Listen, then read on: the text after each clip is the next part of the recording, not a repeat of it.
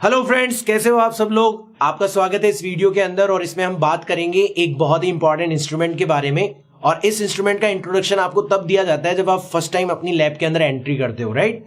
First time class 11th के अंदर जब आप लैब में एंटर करते हो तो जिस पहले इंस्ट्रूमेंट के बारे में आपको नॉलेज दी जाती है वो है वर्नियर कैलिपर्स। तो मेरे पीछे जो डायग्राम बना हुआ है उसको देख के आपको पता लग ही गया होगा कि हमारा आज का जो वीडियो है वो वर्नियर कैलिपर्स के ऊपर है। ये वीडियो बहुत ही खास होगा क्योंकि इस वीडियो के अंदर मैं ना केवल आपको इस वर्नियर कैलिपर्स का पर्पस बताऊंगा कि हमने इस इंस्ट्रूमेंट को बनाया क्यों है, जबकि ऑलरेडी हमारे पास लेंथ को मेजर करने के लिए स्केल, जो रेगुलर स्केल हम यूज करते हैं, वो इंस्ट्रूमेंट पड़ा था। हम इसका पर्पस जानेंगे। साथ ही साथ में आपको मैं लाइव इंटरैक्टिव तरीके से बताऊंगा कि किस तरीके से इस वर्नियर स्केल को डिफरेंट पर्पस के लिए यूज किया जा सकता है, इसकी क्या क्या एप्लीकेशंस हो सकती है। तो शुरू करते हैं इस वीडियो को। मैं ट्राई करना आप सब लोग कि इस वीडियो को आखिरी तक देखो, क्योंकि आखिरी तक जब आप देखोगे तो वर्नियर कैलिपर्स को लेके आपकी जितनी भी दिक्कतें वो सारी की सारी दूर हो चुकी होगी, राइट। तो अगर आप इस इंस्ट्रूमेंट को देखोगे तो दिखने में थोड़ा भले ही अजीब सा है, बट इसके अगर हम मेन पार्ट्स की बात करें तो इसके अंदर आपको कुछ ये वाला जो पार्ट है वो वैसा ही दिखाई देगा जैसा आपका रेगुलर स्केल होता है। एग्जैक्टली वैसा का वैसा ही है। 0, 1, 2, 3 1 सेंटीमीटर की डिस्टेंस पर ये सारे के सारे मार्क लगे हुए हैं। उस 1 सेंटीमीटर के बीच की डिस्टेंस को आपने 10 पार्ट्स के अंदर डिवाइड किया हुआ है। इस इंस्ट्रूमेंट को खास बनाता है ये स्लाइडिंग स्केल, इसको बोला जाता है वर्नियर स्केल, राइट। तो इस वर्नियर स्केल की वजह से ये जो इंस्ट्रूमेंट है ये बहुत ही खास बन जाता है हमारे लिए। क्यों खास बन जाता है और कहां इसकी जरूरत पड़ेगी उसके बारे में हम पहले बात कर लेते हैं, राइट। तो आपके पास जो ऑलरेडी स्केल रखा हुआ है उस स्केल से भी आप 2 पॉइंट्स के बीच की डिस्टेंस मेजर कर सकते हो, बट 2 परेशानी आपको फील करनी पड़ेगी। पहली परेशानी तो ये है कि जिन 2 पॉइंट्स के बीच की डिस्टेंस आप मेजर करना चाहते हो, अगर वो डिस्टेंस 1 मिलीमीटर से कम हुई तो आपका जो रेगुलर स्केल है वो उन दोनों पॉइंट्स को रिजॉल्व नहीं कर पाएगा। हर मेजरिंग इंस्ट्रूमेंट का एक रिजॉल्विंग पावर होता है कि वो मिनिमम से मिनिमम कितनी वैल्यू को मेजर कर सकता है। इसको लीस्ट काउंट भी बोला जाता है। तो आपका जो रेगुलर स्केल है उसका लीस्ट काउंट है 1 मिलीमीटर या यूं कह लो 0.1 सेंटीमीटर, राइट। उससे कम डिस्टेंस पर रखे हुए 2 पॉइंट्स को वो रिजॉल्व नहीं कर पाएगा, पहली दिक्कत। खैर, दूसरी दिक्कत की बात करते हैं कि आप अगर सपोज करो किसी बड़े ऑब्जेक्ट की भी लेंथ मेजर कर रहे हो, तो जब आप उस लेंथ की रीडिंग्स लिख रहे होंगे तो आप नोटिस करेंगे कि आप बहुत ज्यादा प्रिसाइजली उस लेंथ को मेजर नहीं कर पाओगे। जैसे आपकी जो लेंथ है वो 2.3 और 2.4 के अगर बीच में होगी तो मजबूरी में आपको 2.3 लिखना पड़ेगा, या अगर आप 2.3 के आगे कोई डिजिट यूज भी करते हो तो ऑब्वियसली वो डिजिट जो होगी वो अनसर्टेन डिजिट होगी और आपका रिजल्ट जो है वो प्रिसाइज नहीं होगा, राइट। तो आप जब रेगुलर स्केल को यूज करोगे तो 2 परेशानियां होगी। एक तो उसकी रिजॉल्विंग पावर कम है और जो रीडिंग्स आप उसको यूज करके लिख रहे हो वो बहुत ही कम प्रिसाइज है।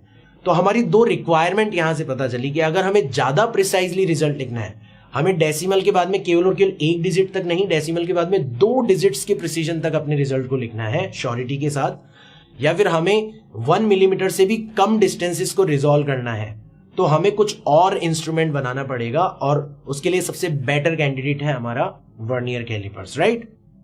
तो मैंने इसके कंस्ट्रक्शन के बारे में आपको बता ही दिया। इसके कंस्ट्रक्शन के दोनों मेन पार्ट्स जो है वो आपके स्केल्स है। ये मेन स्केल कहलाता है और ये वर्नियर स्केल कहलाता है, राइट। उसके अलावा आप देखोगे कि इसके यहाँ पर ये जो टिथ है इनके बीच में आप ऑब्जेक्ट को फिक्स कर सकते हो, राइट। ये भी इसकी एक एप्लीकेशन का बहुत इंपॉर्टेंट पार्ट हो गया। इसी तरीके से 2 यहाँ पर होते हैं जिनको यूज करके आप किसी ऑब्जेक्ट का इंटरनल डायमीटर फाइंड आउट कर सकते हो। जैसे मान लो कोई बीकर वगैरह मैंने आपको दिया तो आप उसका इंटरनल डायमीटर फाइंड आउट कर सकते हो। साथ ही साथ में इसका एक पीछे वाला पोर्शन भी होता है। जब आप इसको स्लाइड करते हो तो ये पोर्शन पीछे की तरफ निकलता चला जाता है। इसको यूज करके आप किसी भी बीकर की डेप्थ भी मेजर कर सकते हो। तो 3 इसकी एप्लीकेशंस है हमारे पास। हम किसी भी ऑब्जेक्ट का एक्सटर्नल डायमीटर फाइंड आउट कर सकते हैं, इंटरनल डायमीटर फाइंड आउट कर सकते हैं, साथ ही साथ में उसकी डेप्थ भी फाइंड आउट कर सकते हैं, राइट। तो काफी जो नॉर्मल ज्योमेट्रिकल एप्लीकेशंस है उसके अंदर इसको नॉर्मली यूज किया जाता है, राइट। तो हम देखते हैं कि ये काम कैसे करता है। तो सबसे खास बात इसके बारे में अगर हम देखेंगे तो सबसे पहली चीज जो हम नोटिस करेंगे वो ये नजर आएगी कि आप एग्जैक्टली देख सकते हो यहाँ पे कि जो वर्नियर स्केल के 10 डिविजन्स है, अगर आप इन डिविजन्स को काउंट करोगे, 0 से नंबरिंग स्टार्ट करना, तो आप देखोगे 1 2 3 4 5 6 7 8 9 10 डिविजन्स है। इस लाइन और इस लाइन के बीच में कितने डिविजन्स बने हुए हैं? 10 डिविजन्स बने हुए हैं।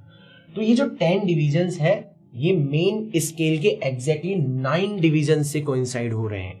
ये बहुत इंपॉर्टेंट है। अगर आपसे कोई पूछे इसका वर्किंग प्रिंसिपल, तो सबसे इंपॉर्टेंट चीज इसी फैक्ट से निकल के आएगी कि आप वर्नियर स्केल को जानबूझ के इस तरीके से डिजाइन करते हो कि वर्नियर स्केल के कुछ जो सेक्शंस है, कुछ डिविजन्स है, वो मेन स्केल के कुछ सर्टेन डिविजन से कोइंसाइड करें, राइट। खासकर हमारे लैब के अंदर जो नॉर्मली इंस्ट्रूमेंट वर्नियर कैलिपर्स आपको मिलेगा, उसमें आपको 10 divisions of vernier scale 9 divisions of main scale से कोइंसाइड करते हुए नजर आएंगे। अब इससे हमें फायदा क्या होगा?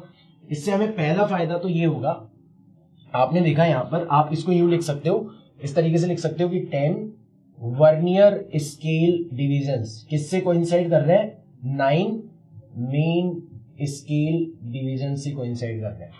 तो आपसे कोई पूछे कि बताओ एक वर्नियर स्केल डिवीजन जो है वो कितनी लेंथ को रिप्रेजेंट कर रहा है, तो आप बोलोगे 1 vernier scale division is 9 main scale division. Main scale division जो है वो कितने मिलीमीटर के हैं? 1 मिलीमीटर, यानी कि 0.1 सेंटीमीटर के हैं, डिवाइडेड बाय 10। तो आप देखोगे कि आपका 1 वर्नियर स्केल डिवीजन जो होगा वो किसके इक्वल हो जाएगा? 0.09 के इक्वल हो जाएगा। ये पॉइंट हटेगा, यहाँ पे 0 आ जाएगा, और 9 डिवाइडेड बाय 100 लिखेंगे तो किस तरीके से लिख सकते हैं अपन? 0.09, इस तरीके से अपन लिख सकते हैं। तो 1 वर्नियर स्केल डिवीजन जो होगा वो 0.1 सेंटीमीटर के इक्वल नहीं होगा, उससे थोड़ा कम होगा, 0.09 सेंटीमीटर के इक्वल होगा। और यहीं से फिर हमारा लीस्ट काउंट निकल के आता है। लीस्ट काउंट का मतलब होता है कि आपका मेन स्केल डिवीजन जो है उसका और वर्नियर स्केल डिवीजन उसका डिफरेंस कितना है। तो आप देखोगे इन दोनों का डिफरेंस कितना आएगा? ये तो है 0.1 सेंटीमीटर और ये है 0.09 सेंटीमीटर। तो फाइनली आपका जो डिवीजन निकल के आएगा वो आ जाएगा 0.01 सेंटीमीटर। तो यहां से हमें पता चला कि आपका जो वर्नियर स्केल और मेन स्केल है ये दोनों चाहें तो मिलके 0.01 सेंटीमीटर इतने लीस्ट काउंट के किसी इंस्ट्रूमेंट की तरह बिहेव कर सकते हैं। कहने का मतलब ये है कि वर्नियर स्केल का जो लीस्ट काउंट है वो 0.1 सेंटीमीटर ना होके उससे भी 10 गुना छोटा है, 0.01 सेंटीमीटर है। यानी कि आप 10 गुना ज्यादा प्रिसीजन के साथ रेगुलर स्केल के कंपैरिजन में किसी लेंथ को मेजर कर सकते हो। साथ ही साथ यहाँ पे ये देख सकते हो कि आप डेसिमल के बाद में अब 2 डिजिट्स तक अपने रिजल्ट को प्रिसाइजली लिख सकते हो। इसके केस में डेसिमल के बाद में केवल और केवल 1 डिजिट तक आप ये काम कर पा रहे थे। तो ये एक बहुत इंपॉर्टेंट चीज पता चली, हमें पता चली कि अगर 10 divisions of vernier scale 9 divisions of main scale से कोइंसाइड कर रहे हो तो उस कंडीशन में आपका वर्नियर कैलिपर्स का जो लीस्ट काउंट है वो कितना निकल के आता है? 0.01 सेंटीमीटर निकल के आता है, ठीक है ना। तो मोस्टली आपके लैब के अंदर जो वर्नियर कैलिपर्स मिलेंगे उसकी डिजाइन कुछ इसी तरीके की होती है, यानी कि उसका जो लीस्ट काउंट होता है वो 0.01 सेंटीमीटर होता है। अगर मान लो डिजाइन कुछ और दे रखी हो तो आप आसानी से जिस प्रोसेस को मैंने फॉलो किया था उसको फॉलो करके लीस्ट काउंट फाइंड आउट कर सकते हो। तो हम सबसे पहली एप्लीकेशन देखते हैं। अच्छा, एप्लीकेशन से भी पहले आपको ये ध्यान रखना है, आपको सबसे पहले जीरो एरर चेक करनी है, ठीक है। जीरो एरर कैसे चेक करते हैं? हम जब कुछ भी मेजर नहीं कर रहे हैं तो हमारी रीडिंग कितनी आनी चाहिए? 0 आनी चाहिए। कहने का मतलब ये है कि आपका वर्नियर स्केल का 0 वाला जो लाइन है और मेन स्केल का जो 0 वाला लाइन है वो आपस में कोइंसाइड करने चाहिए, और वैसा ही आप यहां पर होते हुए देख रहे हो। तो जब मैंने कुछ नहीं फिक्स कर रखा दोनों टीथ के बीच में, ठीक है, उस कंडीशन में जो मेरी रीडिंग आ रही है वो कितनी आ रही है? 0.00 सेंटीमीटर आ रही है। मैं जानबूझ के डबल जीरोस यूज कर रहा हूं यहां पर, कारण आपको समझ में आ गया होगा। मैं स्पेसिफाई करना चाहता हूं कि डेसिमल के बाद में मैं चाहूं तो 2 डिजिट्स तक प्रिसाइजली मेरे रिजल्ट को मेजर कर सकता हूं। तो इन दोनों टीथ के बीच में आपने जब कुछ नहीं रख रखा तब आप देखोगे आपकी रीडिंग कितनी आ रही है? 0, यानी कि 0 एरर नहीं है इस इंस्ट्रूमेंट के अंदर। कई बार क्या होता है कि जब आप कुछ भी मेजर नहीं करते तो या तो ये स्केल पीछे की तरफ या हो सकता है आगे की तरफ हो सकता है, वियर एंड टीयर की वजह से, स्केल के खराब होने की वजह से। तो उस कंडीशन में आप 0 एरर को भी क्या करते हो? काउंट करते हो, राइट। तो 0 एरर के बारे में मैं सेपरेटली आपको बताऊंगा। अभी मैं जस्ट केवल और केवल इसको किस तरीके से यूज किया जाता है डिफरेंट एप्लीकेशंस के अंदर उसके बारे में अपन बात कर लेते हैं, राइट। तो अभी हमारे इंस्ट्रूमेंट के अंदर 0 एरर नहीं है। अब हमें एक ऑब्जेक्ट दिया गया है, राइट, और हमें कहा गया है कि इस ऑब्जेक्ट का एक्सटर्नल डायामीटर फाइंड आउट करो। तो मैं क्या करूंगा? इस ऑब्जेक्ट को इन दोनों टीथ के बीच में फिक्स करने की कोशिश करूंगा। तो मैंने ऑब्जेक्ट को रखा और इसको स्लाइड करवा के मैं अपने ऑब्जेक्ट को क्या कर दिया? जस्ट मैंने फिक्स कर दिया। फिक्स करने के बाद में अब मेरा काम है इस रीडिंग को पढ़ना, ऑब्जर्वेशन को पढ़ना, राइट। तो किस तरीके से पढ़ूंगा, मैं सबसे पहले ये देखूंगा कि मेरे वर्नियर स्केल का जो जीरो वाला लाइन था, इसको मैं जीरो लाइन बोलता हूं, zero line of vernier scale, उससे जस्ट पहले मेन स्केल की रीडिंग कितनी है। तो यहां पे आप देख रहे हो कि मेन स्केल की रीडिंग कितनी है, 0.6 है। आगे समझ में। अब 0.6 आपके मेन स्केल की रीडिंग हो गई। उसके बाद में आपको ये चेक करना होता है कि वर्नियर स्केल की कौन सी वाली लाइन मेन स्केल की किसी लाइन से एग्जैक्टली कोइंसाइड कर रही है। ठीक है, तो आप देख रहे हो यहां पे जीरो लाइन अपने से ऊपर मेन स्केल की लाइन से कोइंसाइड नहीं कर रही, फर्स्ट भी नहीं कर रही, सेकंड भी नहीं कर रही, third, fourth, fifth, sixth, exactly seventh line जो है वो मेन स्केल की लाइन से कोइंसाइड करती हुई नजर आ रही है, राइट। तो आप वर्नियर स्केल डिवीजन जब आपकी लैब रिकॉर्ड के अंदर लिखोगे तो कितना लिखोगे, 7 vernier scale divisions are coinciding with main scale divisions, right. और फिर आप फाइनल रीडिंग कैसे लिखते हो, आप पहले तो लिखते हो मेन स्केल डिवीजन की रीडिंग यानी कि 0.6 मैंने लिख दिया यहां पे, फिर 7 उसको आप किससे मल्टीप्लाई कर देते हो, लीस्ट काउंट से। लीस्ट काउंट था 0.01 सेंटीमीटर, तो जैसे मल्टीप्लाई करोगे तो 0.07 आ जाएगा, माइनस जीरो एरर अगर होती तो हम उसको यहां पर लिख देते, बट हमारे इंस्ट्रूमेंट में तो थी नहीं। तो फाइनल जो रीडिंग आएगी वो कितनी आ जाएगी, इनकी सबको ऐड कर दो तो हमारी फाइनल रीडिंग आएगी 0.67 सेंटीमीटर्स। तो हम जब सेंटीमीटर्स के अंदर रीडिंग्स लिख रहे हैं तो यूजिंग वर्नियर स्केल हम आसानी से देख सकते हैं कि हमारी रीडिंग को डेसिमल के बाद में 2 डिजिट्स के प्रिसीजन तक लिखा जा सकता है, राइट। अब आगे देखते हैं, अगर मान लो मैंने इसकी साइज जो है वो थोड़ी सी बढ़ा दी होती इस तरीके से, ठीक है, और एग्जैक्टली कुछ ऐसी सिचुएशन होती कि आपका एग्जैक्टली 0 नंबर वाला लाइन है वही कोइंसाइड कर जाता, ठीक है। उस कंडीशन में थोड़ा सा इसको मैं कम कर देता हूं बताने के लिए,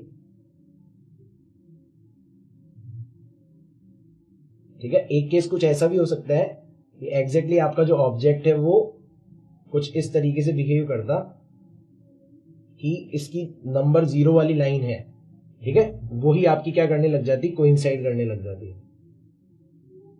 इस तरीके से, राइट। तो इस कंडीशन में क्या होगा, आपका ऑब्जेक्ट आपने लिया, उसको दोनों टीथ के बीच में फिक्स करने की कोशिश करी और इस तरीके से आपका ये इंस्ट्रूमेंट तैयार हो गया। अब आपने देखा कि इसकी अपन सबसे पहले क्या करते हैं, मेन स्केल की रीडिंग पढ़ते हैं। तो अपनों ने देखा कि इसकी जो 0 लाइन है उससे जस्ट पहले मेन स्केल की रीडिंग कितनी है। तो हम ये देखने निकले तो हमने देखा कि यार इसकी तो 0 लाइन ही किससे कोइंसाइड कर रही है, इस लाइन से कोइंसाइड कर रही है। तो उस केस में अपना मेन स्केल का रीडिंग हो जाएगा 1.4। कौन सा कॉलम कोइंसाइड कर रहा है, 0, तो मैंने 1.4 ले लिया, 0 को 0.01 से मल्टीप्लाई कर दिया तो 0 ही आ गया, 0 एरर है नहीं, तो मेरी फाइनल रीडिंग कितनी आ जाएगी, 1.40 सेंटीमीटर आ जाएगी, ठीक है ना। तो हो सकता है 0 लाइन कोइंसाइड कर जाए, 1 कर जाए, 2 कर जाए, 3 कर जाए। आपको तो ध्यान रखना है कि जो भी नंबर ऑफ लाइन कोइंसाइड करेगी उसको आपको किससे मल्टीप्लाई करना है, लीस्ट काउंट से, राइट। और लीस्ट काउंट से मल्टीप्लाई करके मेन स्केल की रीडिंग के साथ ऐड कर देना, आपकी फाइनल रीडिंग आपको तैयार मिलेंगी। तो ये तो तरीका हो गया कि किसी ऑब्जेक्ट को इन दोनों टीथ के बीच में फंसा के आप आसानी से उसका एक्सटर्नल डायामीटर फाइंड आउट कर सकते हो। एक और एप्लीकेशन है इसकी, उसके अंदर हम क्या करते हैं, इसका इंटरनल डायामीटर फाइंड आउट करने की कोशिश करते हैं। तो जब हम इंटरनल डायामीटर फाइंड आउट करने की कोशिश करते हैं, जैसे बीकर है ये, ठीक है ना, बड़ा वियर्ड सा शेप का आपको नजर आ रहा होगा, but it is a kind of beaker जिसके अंदर का डायामीटर आप मेजर करना चाहते हो, ठीक है ना। तो मैं एक बार इसकी साइज थोड़ी सी छोटी कर देता हूं।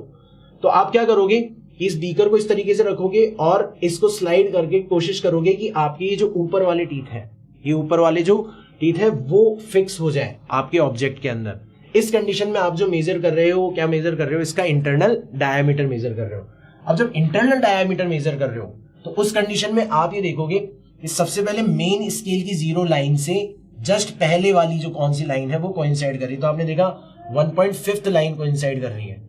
उसके बाद में सेकंड लाइन जो है वो आपके मेन स्केल से कोइंसाइड कर रही है। तो सेकंड को 2 को आपने मल्टीप्लाई कर दिया 0.01 से, तो आपकी फाइनल रीडिंग आ गई 1.5 प्लस 0.02, 0 एरर थी नहीं इसके अंदर, तो फाइनल रीडिंग आ जाएगी आपकी 1.52 सेंटीमीटर। तो रीडिंग लेने का तरीका बिल्कुल एग्जैक्टली सेम है, जो कि आई होप आपको अच्छे से आ गया होगा। और इसकी थर्ड एप्लीकेशन है कि आप डेप्थ मेजर कर सकते हो किसी भी ऑब्जेक्ट की। जैसे मैंने ये डेप्थ ली है यहाँ पर और मैंने इसको थोड़ा सा इंक्रीज कर दिया ताकि आप आसानी से स्लाइड करके इस एप्लीकेशन को देख सको। तो जब मैंने इंक्रीज किया तो कुछ इस तरीके से ही हो गया, ठीक है ना। थोड़ा सा इंस्ट्रूमेंट को खिसका देता हूँ। अब हमने फिक्स कर लिया। अब अपन रीडिंग लेंगे, तो अपन रीडिंग लेने का तरीका अभी भी वही है। सबसे पहले मैं देखूंगा 0 लाइन से पहले मेन स्केल की रीडिंग कितनी है। आपने बोला सर 1.5 दिख रही है सबको, उसके बाद मैं देखूंगा कौन सी लाइन कोइंसाइड कर रही है, तो यहाँ पे 6th लाइन कोइंसाइड कर रही है, 6th लाइन कोइंसाइड कर रही है, तो 6 को मैंने किससे मल्टीप्लाई कर दिया 0.01 से, तो इसकी रीडिंग आ गई 0.06, इसको फिर इसको ऐड कर दूंगा तो मेरी फाइनल रीडिंग आ जाएगी 1.56 सेंटीमीटर। तो using a vernier callipers you can easily find out the external diameter of a given object, internal diameter of a given beaker और depth of a given beaker. अब internal diameter और depth को use करके आप उस beaker का volume भी find out कर सकते हो, जो कि नॉर्मली आपके इंस्ट्रूमेंट के इस एक्सपेरिमेंट के अंदर कहा जाता है आपको करने के लिए, राइट। तो बहुत सारी एप्लीकेशंस है, बट हमारा मेन पर्पस इस वीडियो का ये था कि हम फिजिक्स के अंदर जब भी किसी एक इंस्ट्रूमेंट से दूसरे इंस्ट्रूमेंट को डिजाइन करने की तरफ जाते हैं तो हमारा एजेंडा क्या होता है। जब हम रेगुलर स्केल से वर्नियर स्केल की तरफ गए तो हमारा एजेंडा था कि हम रिजल्ट्स थोड़ा ज्यादा प्रिसाइजली लिखना चाहते हैं, साथ ही साथ में हम हमारे इंस्ट्रूमेंट की रिजॉल्विंग पावर बढ़ाना चाहते हैं, लीस्ट काउंट को और कम करना चाहते हैं, और हम सक्सेसफुली इस तरीके से डिजाइन कर सकते हैं इंस्ट्रूमेंट को जो कि लेंथ के रेस्पेक्ट में ये दोनों काम आपको करके दे सकता है। और भी इंस्ट्रूमेंट्स है जिनके बारे में आपको मैं बताऊंगा नेक्स्ट वीडियोस के अंदर, बट आज के लिए इतना ही काफी है। मैं मिलता हूं आपसे नेक्स्ट वीडियो के अंदर कुछ इसी तरीके का कंटेंट लेके। Thank you.